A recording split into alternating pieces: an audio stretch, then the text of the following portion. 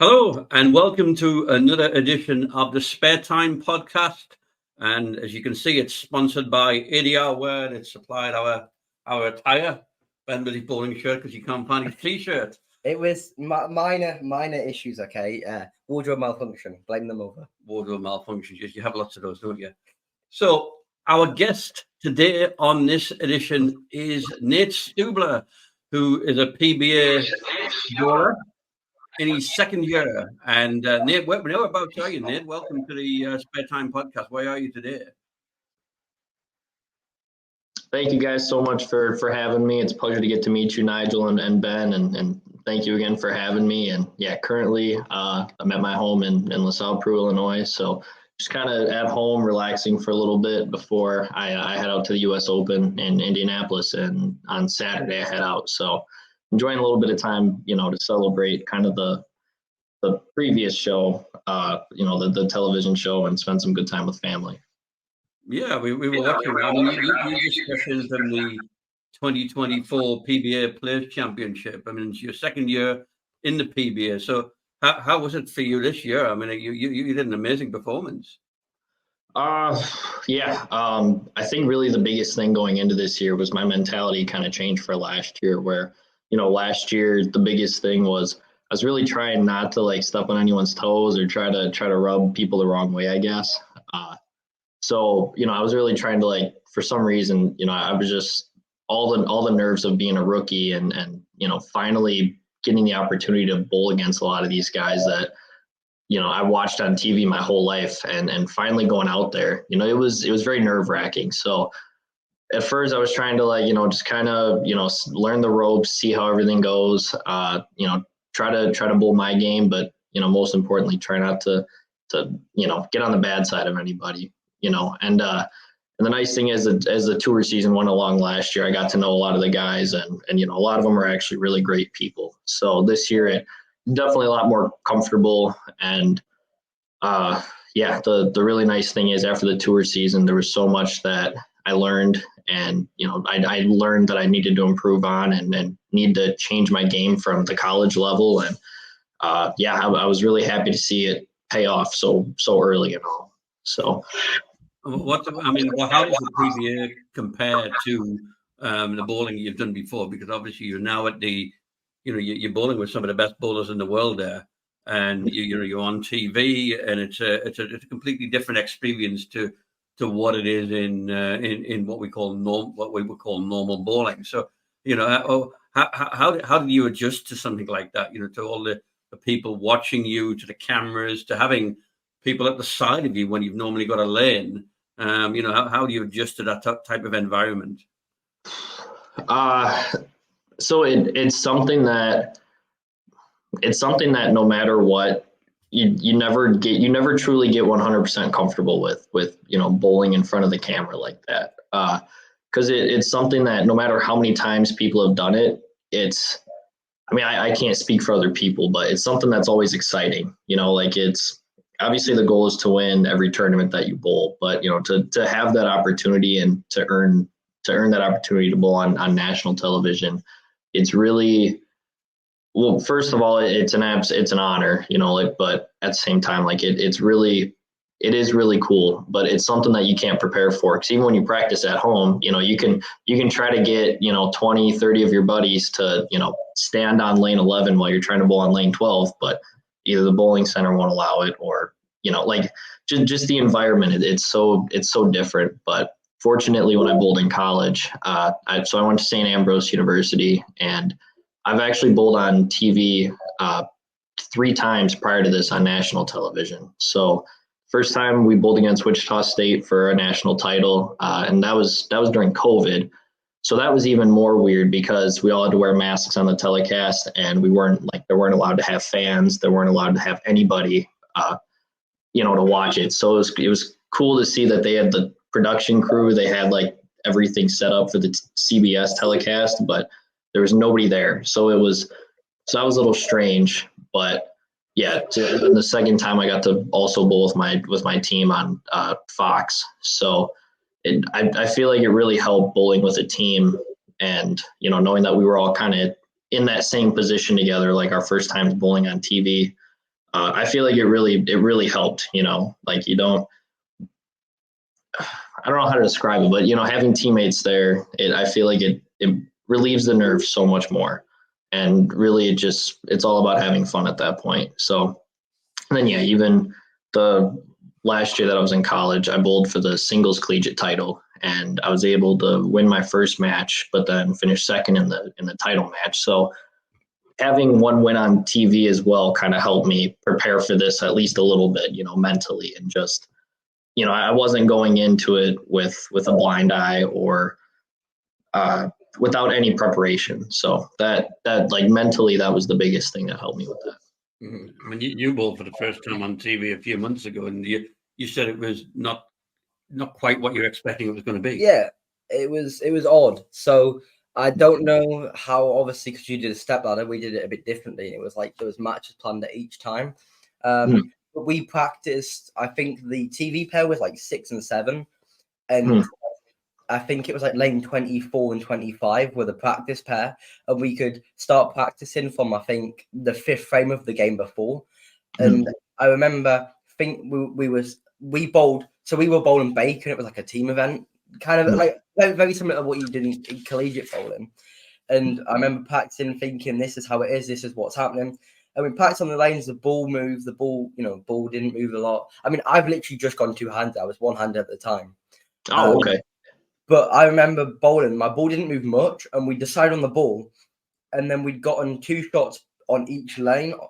On like one, like, so on the left lane you got 2 shots, right lane you got 2 shots before the match started. And I remember from my first shot, obviously when everyone's watching and you're practicing, and the ball just didn't do anything like it did on the pair down there. And I thought, oh, this isn't going to go great. And I think, unfortunately for me, I was surprised, because to me I was like, oh well, it's going to be this, and then you're going to sit there, you're going to be shaking. And to be fair, once I started bowling, I kind of completely forgot the cameras were there. But like, I think what was interesting, well, it wasn't interesting, but it wasn't as good as I'd have preferred to. I'd have preferred to have it, is when I think I took the 3rd and 7th frame. I think I spared a 5-pin in the 3rd frame, but then I struck in the 7th. But the issue was the team we were playing ended up winning the whole event and put up front 7 against us. So you couldn't really celebrate the fact that you'd struck, because you're losing by 110 already. So, I mean, what was it like going for you into that first match? Like, what was the preparation behind it? What was your mentality? Because I know for you, your mentality is a huge part of your game. 100%. That it is funny that you mentioned that too when you bowled on TV the first time, how the high end pair played significantly different than the actual TV pair, because normally that tends to be the case, and they always try to warn us about it, because with all the lights and everything, like it really does feel like 10 degrees warmer when you're bowling on TV there. So and obviously it's hard too, because in your case, you guys were on one end of the house, and then you went down to the other end of the house to do the performance. So that was already more difficult too. But yeah, even especially this week. So we actually bowled the entire tournament on those pairs. So I want to say the TV pair was like 9 and 10 or 11 and 12. I think 11 and 12. We bowled qualifying on that pair. We had a bowl match play on that pair. And yeah, they played.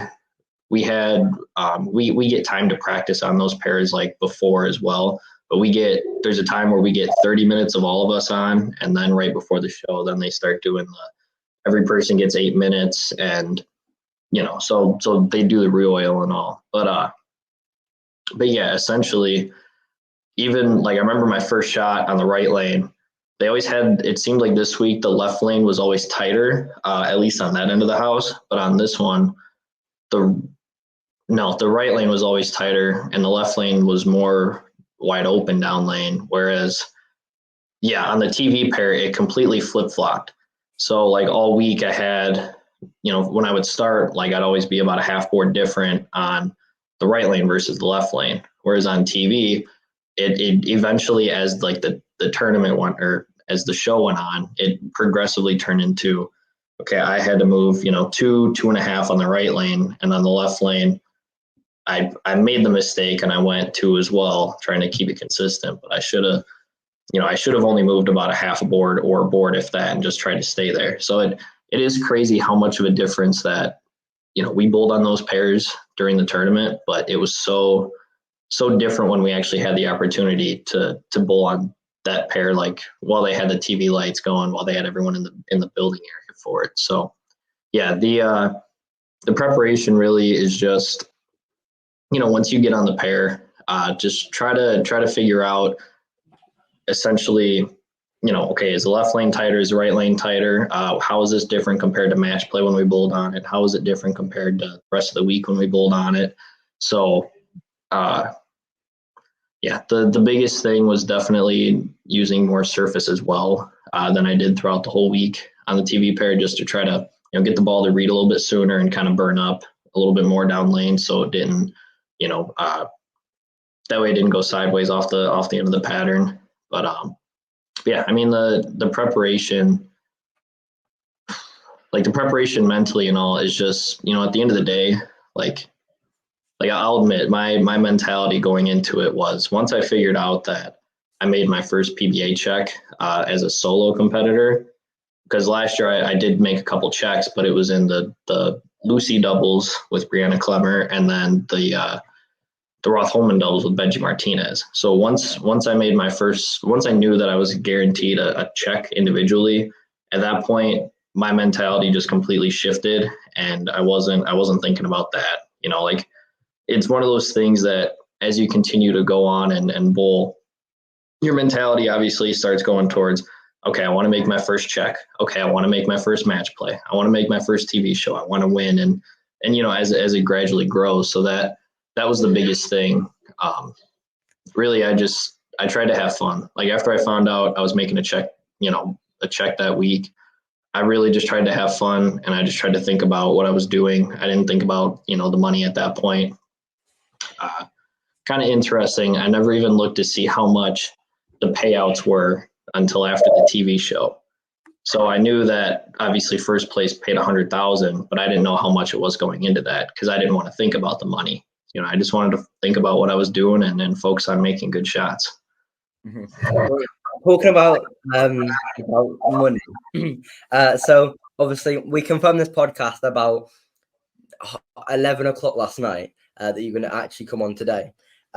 So I spent all my entire night, obviously, researching, watching podcasts, and I watched a podcast from about a year and a half ago, Bowling with the Fef, when you went on.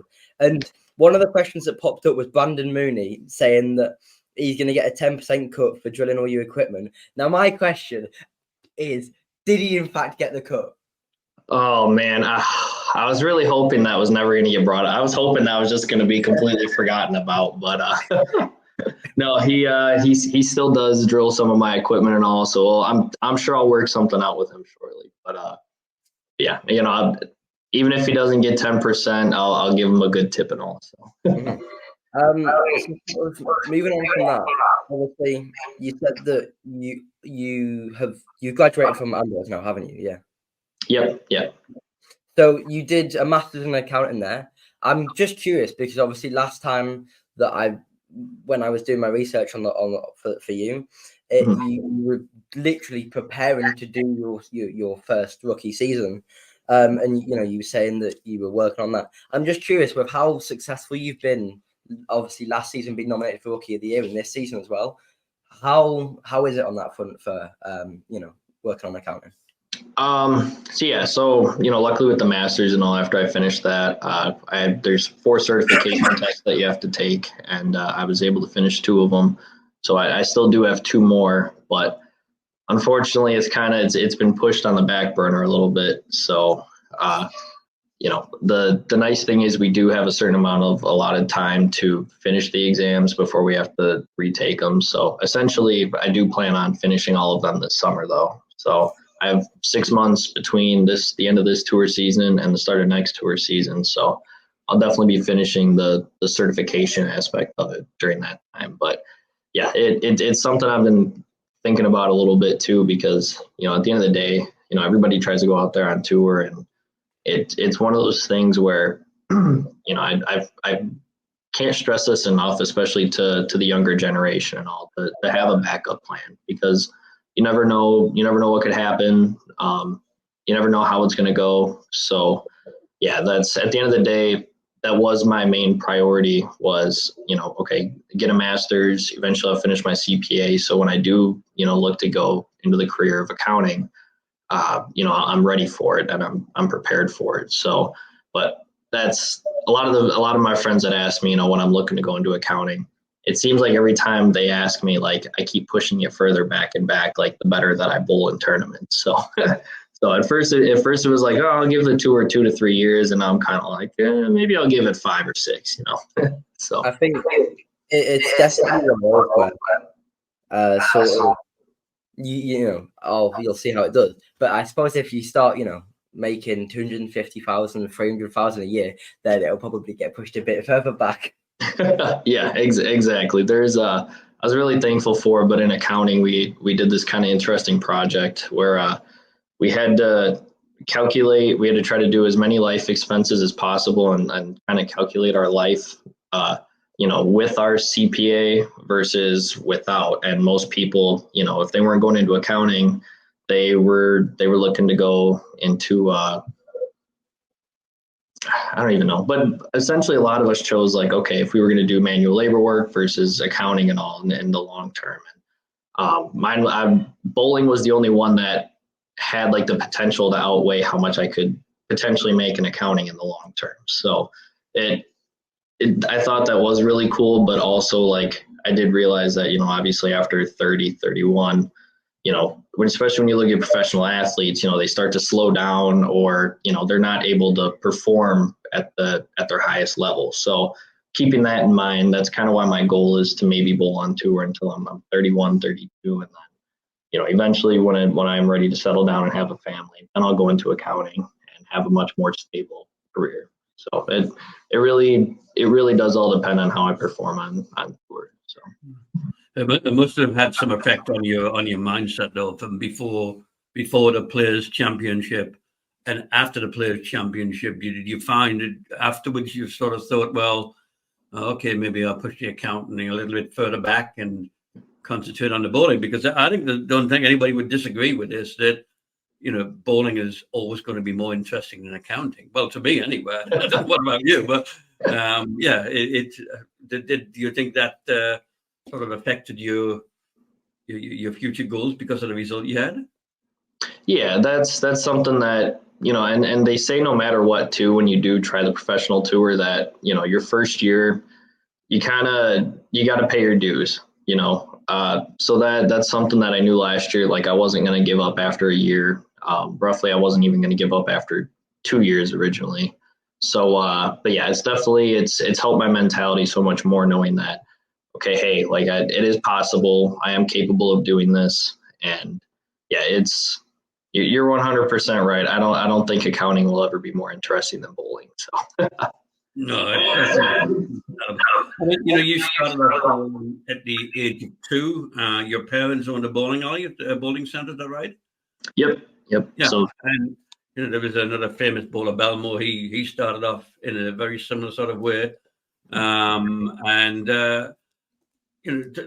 me through that. How did were you just sort of, at what point did you realize that, well, I could get serious, this could get serious, or what point did it stop becoming just doing something for fun to, right, okay, I want to be competitive in this?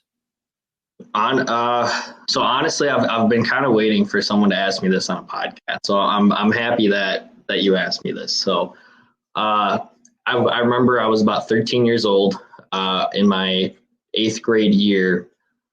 What happened was, so we had like 3 major youth tournaments in Illinois. One was Pepsi State. One was, at the time, we had grade school state as well, which was like 6th, 7th, and 8th grade, and a tournament called the All-Star Shootout. And these were like youth tournaments that, like you know who the really good youth bowlers are. And, it's one of those things where you know who you're going to expect to see at those kind of tournaments and have to face. And the craziest thing was, so like, to me, I called that like the triple crown of like youth bowling. Was like, if you win one of those tournaments, like that's awesome. So the really cool thing was that year, fortunately, I was able to actually win all 3 of those tournaments. So that was like, I remember, I'll never forget, like that was kind of the definitive moment where I was like, okay, this is still really fun, but you know, now I'm more in the competitive aspect, and I really want to see where this goes. So that, yeah, and I don't know why I've remembered it after all this time, but yeah, I've been waiting to kind of get asked that question, because it's, I don't know, something that, I don't know, I guess, yeah, like that easily was the definitive moment where I realized that I wanted to get competitive and continue to try to grow in the sport of bowling. Did your parents encourage you to be, you know, to move on with it, or did your parents just think it's just something you're just doing for fun, or?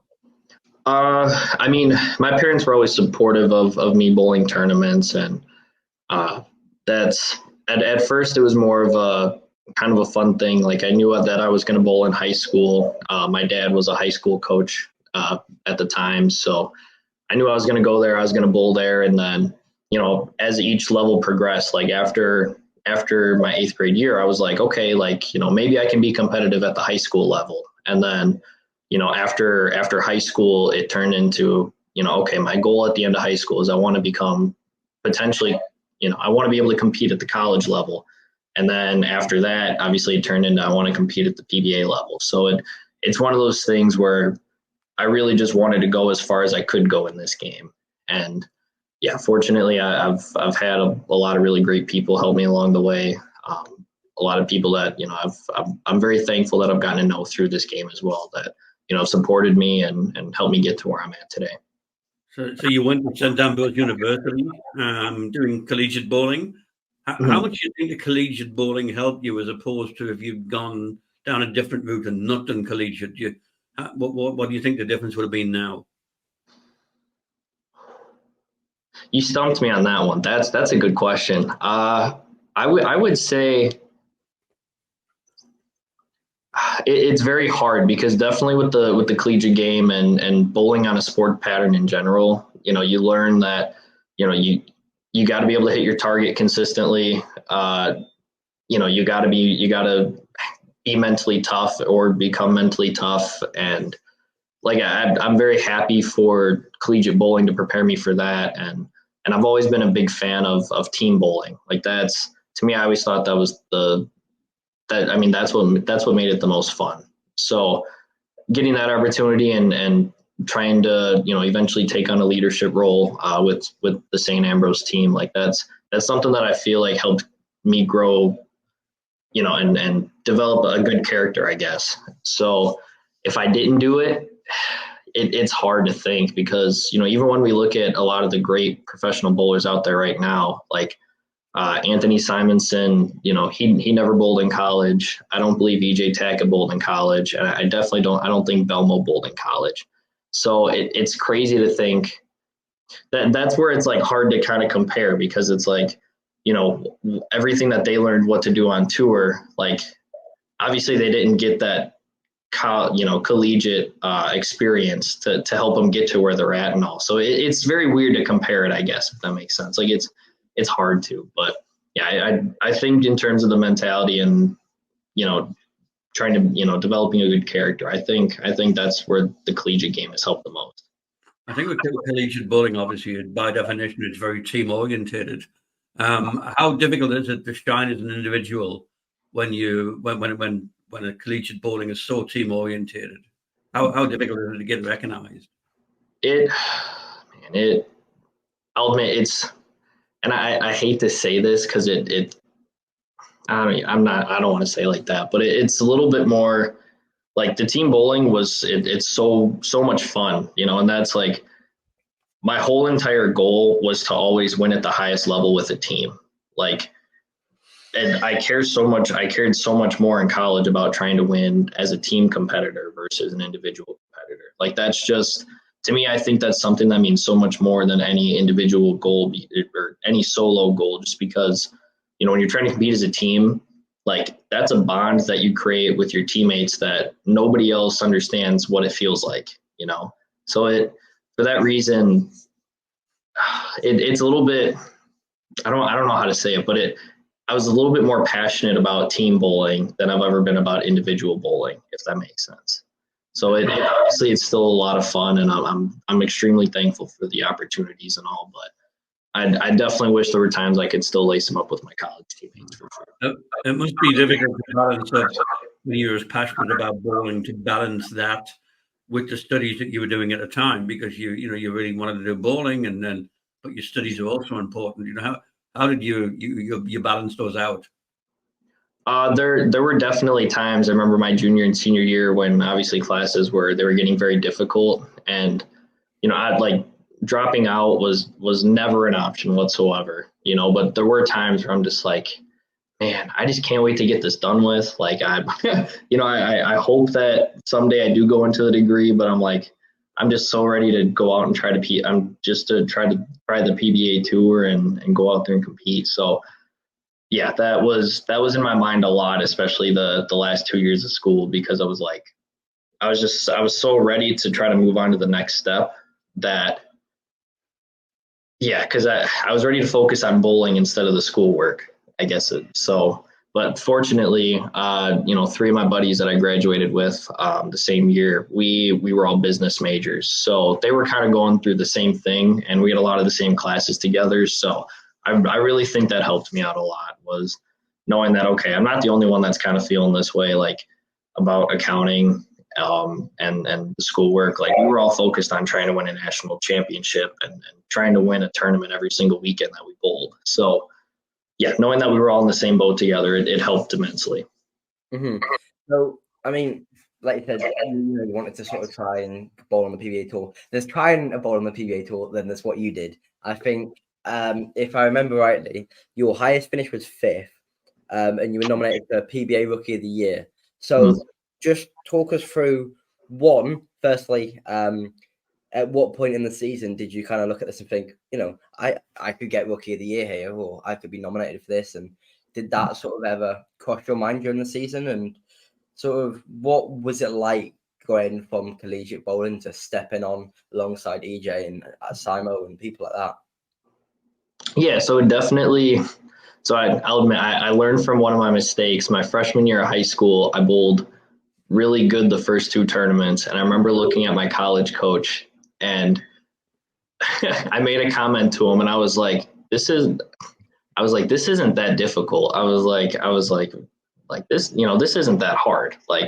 But little did I know, he's like, oh, just wait. And then the next 4 tournaments in college, I averaged 160. So I learned very quickly that. And then at the time too, I was thinking about the Rookie of the Year in college. So, it wasn't until after that, those 4 tournaments, that I really stopped thinking about it. I stopped thinking about the accolades, and I was like, I can't think about getting to this point. I got to think about how I'm gonna get better, how I'm gonna try to get there. So last year on tour, I thought about it the very first tournament when I bowled the U.S. Open, and after where I finished, it really didn't even cross my mind once after that. So because it's one of those things where it's it's really great, and it's cool to try to get recognized for that. But at the end of the day, if you focus on that versus what you're trying to do to get there, you can kind of get blindsided by it, I guess. So yeah, it's really about how you're going to get there versus trying to get to the destination,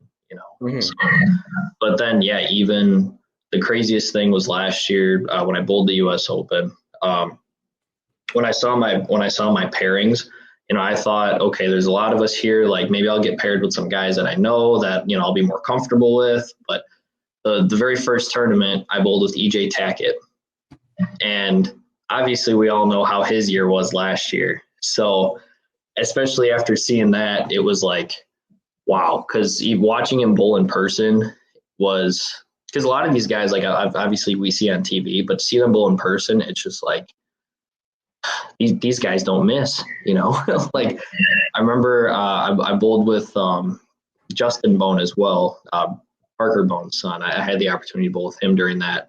And I remember there was one game where I think I shot 180 and Justin Bone shot 190 and EJ shot 220. And EJ was kind of upset like about shooting 220. So I remember I just kind of looked at Justin. I was like, you know, like he's kind of upset about shooting 220, but like, and he's still beating us by 40 pins a game. Like it was one of those things where it really puts into perspective. It's like how good, you know, he is and how great, you know, most of these guys are. Like it's crazy. I mean, but yeah, I thought that was so funny. I was like, man, you know, I'd do anything to shoot 220 this game, but you know, he was kind of upset about it. So it's one of those, yeah, like I said, it really puts into perspective how talented some of these guys are. I think when you kind of make a step up to like, you know, youth height from like middle school to high school to college. So for example, I bowled in England and I got to about the age of, gonna put a guess here, about how old would you say I was when we went to Vegas? 11? No, that was 2 years ago. 2 years ago. So I was 14. 13. Maths is not his strong point. He'd never do accounting. I think, yeah, 13. Oh yeah, 13 years. So yeah, so I was 13 or 14 years old. And I remember I was coming off the back of my most successful season in England. And I was like, yeah, I'm winning basically every event I'm playing. You know, if I'm not like podium coming like top 3 in an event, then I'm considering it as like a failed event. Yeah. I remember going to bowl the SYC in Vegas, and my first time bowling. I mean, I think I'd bowled in the island twice previously, but nothing like America. Going to America was a different kettle of fish. You know, we were bowling in the South Point Plaza. I remember the first block was short. We had short, medium, and long, and the first block was short. And I remember I came, I think, 11th out of 20, about I think 11 out of 32 for the first 5 games in the short block. And it's pretty similar to you, where I'd bowled it, whatever, and I was like, oh, this is easy. You know, like we was, people hyped up America, but it's not that difficult. I think by the time we finished all blocks, I was 28 out of 30, out of 32, and they put in a comparison just how hard it was to play in America. And to be fair, the level in England, I sort of looked at the people who were about my age and whatever, and I was like, I'm 14, and I'm competing against these people really, really well. So I thought, well, if I can do it here, how hard can it be to do in America? And I remember I ended up on quite possibly the biggest death pair you could have ended up on.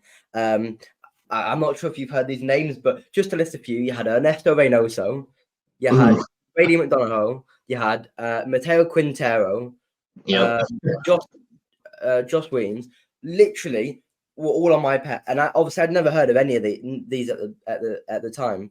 And I remember Brady and Mateo especially, and so were Ernesto, were all 13 at the time, so they were a year younger than me. And I was used to, if someone's younger than me, you're gonna be pretty easy. And I remember I was bowling like here, like in England, I was averaging like maybe 140, 160, 150. And, that was winning me, youth events and like under 15 events. I was winning in England, bowling 150 average, 160 average, or the odd, 170, 190, 190s. And I remember going and obviously you scores on a big screen. And I remember watching and I looked up at the scores after the first few games. And there was a certain time that I remember we just finished the game and I bowled 140. I'm like, well, it was a difficult pair, and I was sitting there thinking, well, it could be worse. Difficult pair, everyone will be struggling. Looked up, Brady and Mateo were both on 220, 230, and I just looked at myself. I just thought to myself, I was like, this is a different level. Right. It definitely humbles you, stepping up a level and seeing the people who are way better than you. I mean, you shot a 300 when you were 12, and you did a back-to-back 800 series, didn't you? So my first 300, I was 12, and then at my high school state competition, I was able to shoot back-to-back 300s, and that was a really cool experience and all. So especially to I don't even know if it still stands, but that was like a high school record and all at the time. And yeah, I mean, it was really, it's one of those things that like you never know what you're capable of until you do it and you look back on it. So I guess kind of, I would say like kind of a piece of advice like for Ben too is like, anytime you're in that situation, I apologize for going back to this, but I kind of want to like offer like a little bit of advice is like the nice thing, like obviously it stinks sometimes when that's the case, when you have low games and you see these guys and it's like they shoot incredible games. But the biggest thing that you can do going forward is like always trying to learn, okay, what do they do differently? What are they doing? Like, you know what I mean? Just little stuff that rather than comparing your, like their scores to your scores, think about, okay, either mechanically what they're doing versus you, or okay, how is their ball roll compared to yours, or how is their spare game, most importantly compared to yours. And that's one of those things that it obviously it stinks, when you show up in that situation and you finish low in a tournament, but that just means that you have the most room for growth. And especially as you continue to get older and you try to compete at the next level, that's something that it stinks at the time, but when you really look back on it, it can really help you turn into a much better bowler. And when you just try to learn and you try to have short-term memory of the tournaments, Mm. So. You mentioned about sort of looking at other bowlers and seeing what they do. I don't know if you've ever played against a Swedish bowler, but they're scary to bowl against. And I think for mentality, you look at Jesper, for example. There's a young Swedish bowler, and there's a few of them. And I remember being in Ireland watching them bowl. And Jesper does the same on TV. They could be winning by 100 pins or losing by 100 pins. You're not going to know. Their mentality, their mental game, especially Swedes, is rock solid. Just, you emphasize the importance of, having a strong mental game. How much did your mental game help you, obviously, last season and throughout your career? Definitely. I'll be completely honest with you. I think that's the biggest part. Everyone tries to always say, they try to compare it to even golf or other sports, and they're like, oh yeah, it's like 50% mental, 50% physical game. But I really think mental, especially the higher the level that you compete at, I think the mental game is so much more crucial, because obviously you can only shoot 300 in a game, right? So once you get to a certain level, obviously the whole part of it is so much of it is repetitive learning, in the sense of you have to, one, be able to hit your target repeatedly. Two, you have to be able to recognize when it's time to move, when it's time to make adjustments, when it's time to ball change, and try to catch those things as early as you can. But, once you get to a certain level, and I would even argue, even the best players at the college level, everything is pretty similar. Like everyone is kind of at that same, like they got the physical game down, they can repeat shots, instead of 190 versus 230, it's like sometimes you got to shoot 270 to beat 260. Like, so, and especially at the PBA level, so much more of it is mental, because if you have the mentality going into the tournament where you're like, oh man, you're looking around, and I did this so much last year, where I'd look around and be like, oh, okay, there's Jason Belmonte, oh, there's EJ Tackett. I'm like, I don't know if I can compete with these guys. Like the minute you take yourself out of it is the minute that, like that's like the minute you lost the tournament kind of thing. So yeah, once you get to that, especially at the professional level with all these guys, every single person is capable of winning each and every week that they come out here. So much of it is the mentality of, okay, believing in yourself, trusting your game, trusting what you've worked on, trusting everything that you've learned, and really just trying to stay, rock solid mentally. Don't let a whiff single pin get to you. Don't let a split get to you. Don't even shooting 160, like it does happen out here sometimes, so it's one of those things where you can't let it get to you. And once the game's over, you got to move on to the next one. Mhm. Well, when you hit major milestones like you bowled a 300 back to back, 300s back to back, and then fourth place in the PBA Players Championship, they're pretty significant milestones in your bowling career. What sort of psychological effect do you think that has on yourself or in bowlers in general when they're hitting those important, significant milestones? I definitely think I definitely think that the whole high school state tournament when I did the back-to-back 300s, like when I look back at my scores throughout that entire tournament, it really put in my mindset that it's like it really changed my mentality from like, okay, I can be good at this. I can hopefully compete at the collegiate level. It really changed my mindset that ever since then, I really believe that anything that you set your mind to, you're capable of doing. Because so the year before that I shot the back-to-back 300s at state, we do state, it's 12 total games. You bowl 6 games Saturday, 6 games Friday, 6 games Saturday. I was leading my junior year by, I don't even remember, but I remember I was leading going into the next day, and my mentality was, I was nervous. I was like, oh my gosh, I can't believe I'm in this situation. And then that year I ended up finishing 4th overall because I was a nervous wreck. I shot 190 one game, and my mentality was just so I was so distraught. And I'll never forget, I lost state that year by 84 pins, and I finished 4th. So the entire next year going into that high school bowling season and that high school bowling tournament, it really was that I'm never going to let my mental game get to me like that again.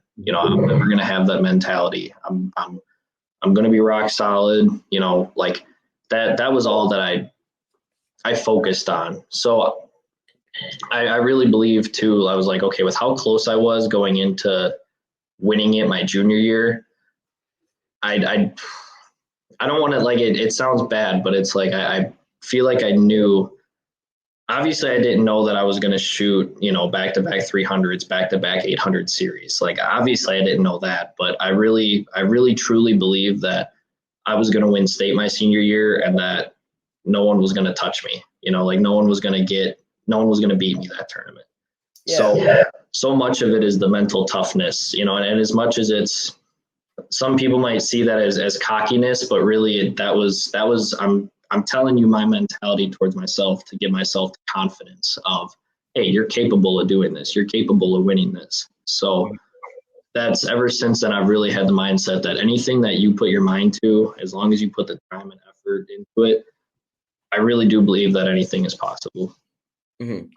I think you put it really, really well when you're sort of on about don't write yourself off, because for me personally, there was a competition which was like the tour sort of, it's like, I don't really know what to compare it to, but say youth wise, it's like comparing it to like PBA junior or junior gold, for example. Okay.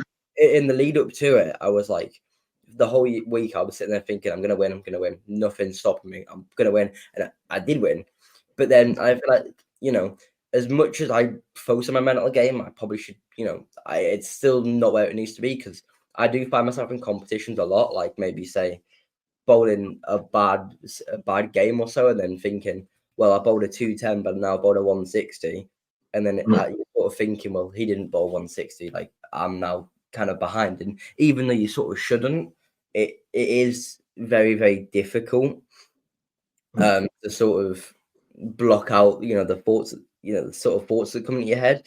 But I think sort of one thing that can help a lot is being really versatile, and you're one of those players that focuses a lot on being versatile, because if it's hard condition, but I can do what they can't do, I can play around them, I can do this and do that. you know, you'd be a lot more confident in yourself. And sort of what have you done to sort of increase how versatile you are, and how important has it proved to be in your game? Certainly at the collegiate level, it helped so much because, you know, obviously, you know, being left-handed, most people expect to see a purple urethane, you know, the purple hammer urethane in your hands. So I never had one until my sophomore year, or no, until like the very end of my freshman year of college. So I didn't know, like at the time, I didn't know much about bowling. I learned what surface was while I was in college, like Abralon pads. No idea what those were until college. Like I don't know. So much of it is learning your equipment and what you can do to help, you know, what's going to work on this condition versus this condition, the layouts and all. But it kind of got to a point. So when I was on Junior Team USA in 2019, one of the coaches mentioned that one of the biggest things that, you know, will help you be successful in this game is versatility. Like that's the most important thing, that especially being left-handed too, because you're by yourself on that side. Like, you know, you learn very quickly that it's either going to be feast or famine. You know, there's going to be times you walk into it and the right, everyone's struggling to shoot 210 and you can't shoot under 210. Whereas there's times where, you know, the people are, you know, like you're shut out, you can't shoot higher than 190, 2-0, and righties, it feels like they can't shoot lower than that. So there's, for that reason, like they really stress the importance of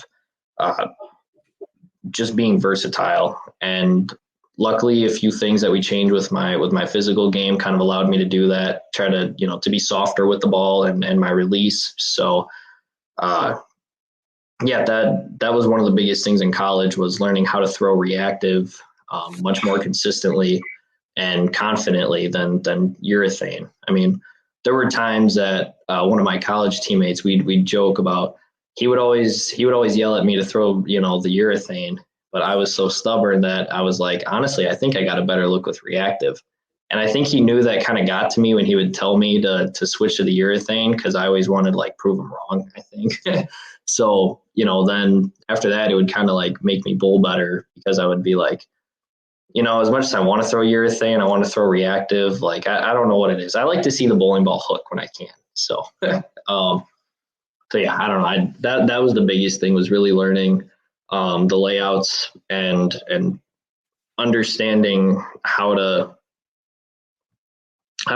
learning what equipment worked best for me, because I don't know how I want to say this, but I feel like sometimes people rely on urethane too much. And I think that's become a big thing with, especially, you know, with how popular the purples became with the pitch blacks and all the urethane balls. Like, I think a lot of people learn to kind of strictly rely on those. And it's like, okay, there's gonna be times it's great, and there's gonna be times where, you know, people can't beat you because you're throwing those. But then there's times you're gonna bowl tournaments where you can't throw urethane. You got to be comfortable with throwing reactive and really trying to find a way to score that way as well. So, what PBS championship? We in the early stages of this current PBS season. So, what's next for you, Nate? So we have the U.S. Open. I leave Saturday for it. So we have the U.S. Open this upcoming week. I believe competition starts Monday. So we have that, and then it's about a 5-week long stretch. We're there in Indianapolis for a week. Then we go to Mount Prospect, Illinois for about a week, which that's nice because I live in Illinois, so that won't be too bad for travel. But then we go to Missouri for a week, back to Indianapolis for a week, and then Delaware. And then I think we have about three or 4 weeks off. So yeah, the biggest thing is just trying to, you know, as much as I want to hold on to this tournament and be proud of what I did, and, you know, I'm going to try to remember the confidence part of it is like, hey, like I can do this, I can bowl well here, but at the same time, you know, this tournament's now in the past, and I got to keep moving forward and keep thinking about the U.S., you know, start thinking about the U.S. Open much more. Mm-hmm. So I just want to ask, obviously, building from, you moving on to your second season, what were the 3 things that you learned from your first season that you could take into your second season and beyond? Definitely that it's much harder to throw reactive on the national tour than it is in college. That was the biggest thing.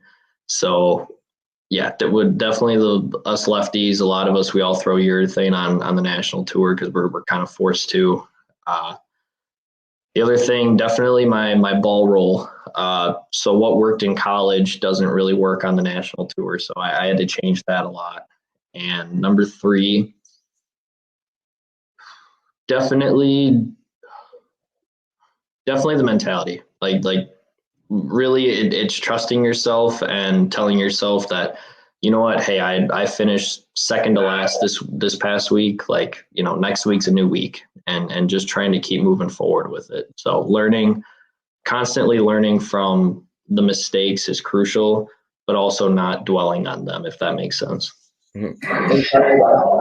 You could answer in 2 different sort of ways. What's the best piece of advice that you've either given or received? Or alternatively, what advice could you give to a younger bowler who's looking to be in your position one day? Honestly, keep working at it. What you put into it, and this is anything. I mean, this is, your podcast. This is anything that anybody, especially the young generation, anything you're passionate about.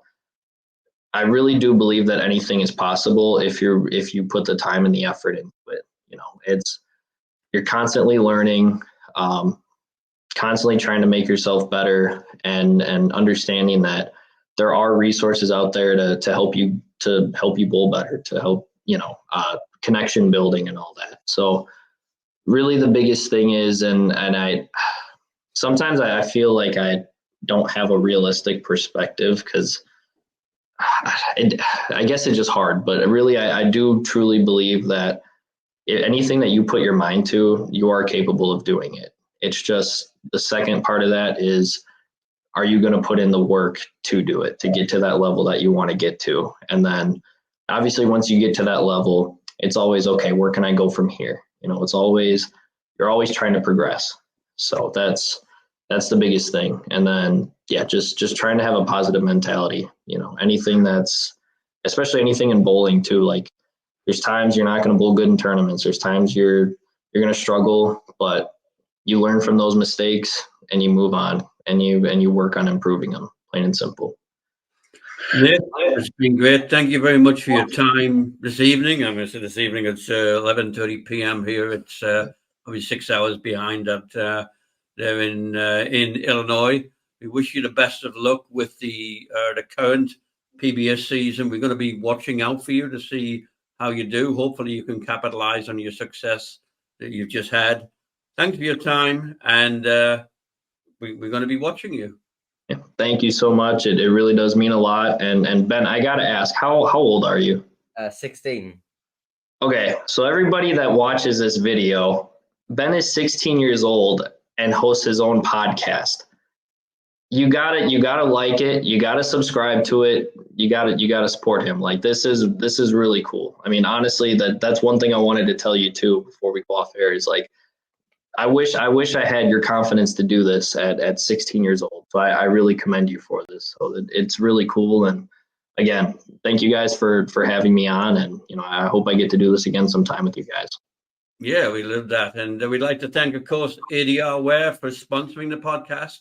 And if you like what you've heard today, then, of course, like and subscribe on a channel. And we've got a few other podcasts lined up in the next sort of couple of weeks. I think we've got quite a few lined up. So stay tuned, and we'll see you next time. Thank you. Bye. Thank you, guys.